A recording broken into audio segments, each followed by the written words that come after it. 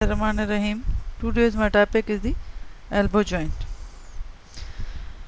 First of all, the bones forming this joint from upper surface and from below. The upper surface is of this joint is found by the contribution of the lower end of the humerus, while the lower part is formed, or the lower joint portion of the joint is distal portion is formed by the head of the radius and by the ulna. This joint is hinge type of joint. This joint is hinge type of the joint. So the two articulations occur: humero-ulnar. This is the humerus, and this is this is the humerus, and this is ulna. Humero-ulnar articulation between this is trochlea of the humerus. This trochlea is this part of the trochlea is called flank of the trochlea. It is 6 millimeter lower than the medial part. So this you should remember this point, because in the last I will tell you regarding about the carrying angle, and it is very important according to the definition of the carrying angle. This angle is because of the 6 millimeter lower down of this trochlear flank. So this joint between the trochlea and the ulna and the trochlear notch of the ulna, this is the trochlea and this is the trochlear notch of the ulna, is known as the humero-ulnar articulation. And the joint between the humerus, which part of the humerus? Capitulum, and the head of the humerus is known as the humeroradial articulation. Now the type of the joint is hinge joint. Hinge in general anatomy we teach you that in hinge joint only the flexion and extension movements take place. So in the elbow joint the flexion and extension take place, and this joint is the hinge variety of the joint. The upper articular surfaces which are formed by the capitulum and trochlea, these are the parts of the lower end of the humerus, while the lower articular surfaces is formed by the head of the humerus and the trochlear notch. This capitulum is rounded and possesses smooth articular surface only on its anterior and inferior aspect. The trochlea is the medial to the capitulum. This is capitulum and this is the trochlea. So trochlea is medial to the capitulum, and this is the medial epicondyle, and this is the lateral epicondyle. The medial epicondyle is more prominent than the lateral epicondyle, and this trochlea is pulley shaped. What is the shape of the trochlea? Is pulley shape. ये याद रखना क्योंकि अक्सर पूछते हैं. The medial flank, this flank, is project lower level than the lateral. This is little bit upper level, and this is the 6 millimeter lower than the medial flank of the, which is capable of forming the carrying angle, and this angle is more in female than in male. The trochlear notch, this hole is called the trochlear notch, but this trochlear notch above, it is formed by the olecranian process of the ulna, and below it is formed by the coronoid process. So ऐसे नहीं है कि पूरा एक trochlea बस एक trochlea. It is formed by the contribution of the two parts. Above it is formed by the olecranian process, and below it is formed by the contribution of the coronoid process. The head of the radius, this is the head of the radius. It is depressed from center and it is elevated at the periphery. The upper end of the head of the radius is circular in outline and slightly depressed in the center. Margins are elevated. Now the fossa at the distal end of the radius, humerus, and this is the anterior surface and this is the posterior surface. In the anterior surface, above the trochlea and capitulum. This is the trochlea and this is the capitulum. Above the capitulum is a fossa known as the radial fossa. When we flex the elbow, the radial head will fit over here. And this is the trochlea, and above the trochlea is the fossa. This fossa is occupied by the this is called the coronoid fossa. So it is occupied by the coronoid process of the ulna during flexion, not in extension. Extension जब आप करोगे तो पीछे वाला ये fossa, this fossa will be occupied by the olecranian process, and this fossa is called olecranian fossa because it is occupied by the olecranian process during extension. And these two fossa are occupied, their names are in respective with the parts which are occupied in these fossa. And this is the radial fossa for the head of the radius, and this is the coronoid fossa for the coronoid process of the ulna, and they fit when the elbow is in flexed position. This is the extension position, and this olecranian fossa is occupied by this olecranian process.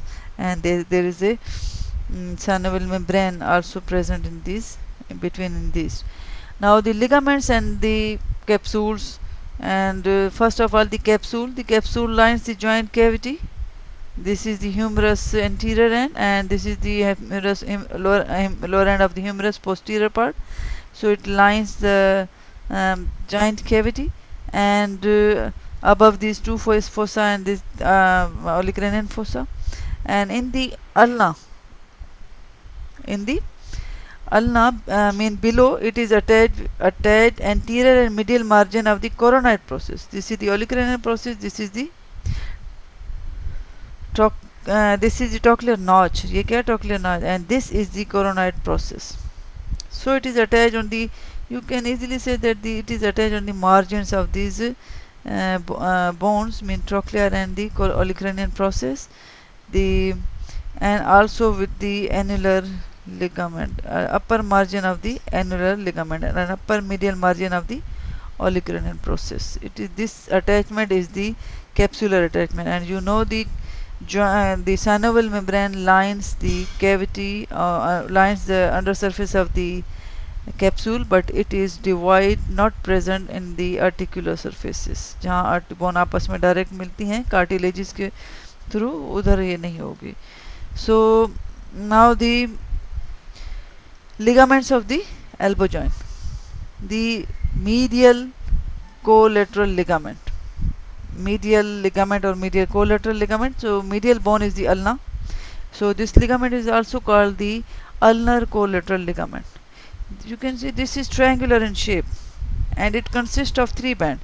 This is the anterior band, this is the posterior band, and this is the intermediate or inferior or oblique band.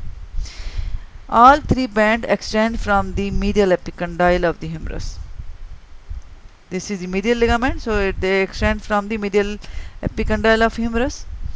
And this anterior band, which extends from the anterior medial epicondyle and then attached to the coronoid process, attached to the margin of the medial margin of the coronoid process. And this posterior band, it also extends from the medial epicondyle of the humerus and to the medial margin of the olecranian process. To the medial margin of olecranian process. Now the inferior oblique band, it extends between these two, to coronoid process and then the olecranian process. This anterior band is strongest. Anterior band is more stronger than the other, and this ligament is related with the ulnar ligament. It is very, very important because as you know, the ulnar nerve passes from behind the medial epicondyle. So this ligament is also related with the ulnar ligament. When there is any tear in the this ligament, if they ask to which nerve passes through this ligament, this is the ulnar nerve. Now the lateral collateral ligament. This is the lateral collateral ligament, and it extends from the lateral epicondyle of the humerus and then merges in the, this is the annular ligament, and then merge with the blend with the annular ligament. This is the lateral collateral ligament. Now the bursa of the elbow joint. This muscle is the this is a muscle. This is the triceps. This muscle is tricep, and this is the tendon of the tricep. Now the bursa of the elbow joint, this is the subtendinous olecranian bursa. Subtendinous means below the tendon of the triceps. This is the subtendinous olecranian bursa, which is present just above the olecranian process. And the subcutaneous olecranian bursa, this is subcutaneous olecranian bursa, and this bursa is present below the skin and the posterior surface of the, this is the olecranian process, olecranian, and it is situated on the posterior surface of olecranian. And the bicipital and the radial bursa are not shown in this figure, the diagram. This section is not showing the those. You should know the name of these two bursa, but these two bursa are very important. Bicipital radial bursa and a small bursa separating the bicipital tendon from the oblique cord. Now the factors which forms the stability of the elbow joint. The stability of the elbow joint, you should know the shape of the joint. I have told you that this pulley shaped trochlea, which is 6 mm lower than the medial hang or flank of the trochlea is lower than 6 mm lower than the lateral flank. So it forms an angle which is called as the carrying angle. The most important, this pulley shaped trochlea of the humerus provide the main important stability to the joint, and is strong these two ligaments, the medial and lateral, or the ulnar and radial collateral ligaments. The blood supply, the anastomosis around the elbow joint. Which arteries form the anastomosis around the elbow joint? The brachial artery, which divides at the elbow joint or near the neck of the radius into the medial and radial and ulnar arteries. So these are the arteries which supplies the elbow joint: brachial artery, radial, and the ulnar arteries. The nerve supply: radial nerve, musculocutaneous, ulnar, and median nerve. It means these are the nerves which are passing through this joint, and they are also going to be supply this joint. These are the relations of the elbow joint. These are the anterior relation, which structures are present anteriorly: the median nerve, brachial artery, and tendon of biceps. These three structures are separated from the capsule of the joint. This green line is the capsule of the joint by the brachialis. These are the anterior relation. Now the posterior relation. In posterior relation, the tendon of triceps, anconeus, and the nerve to anconeus.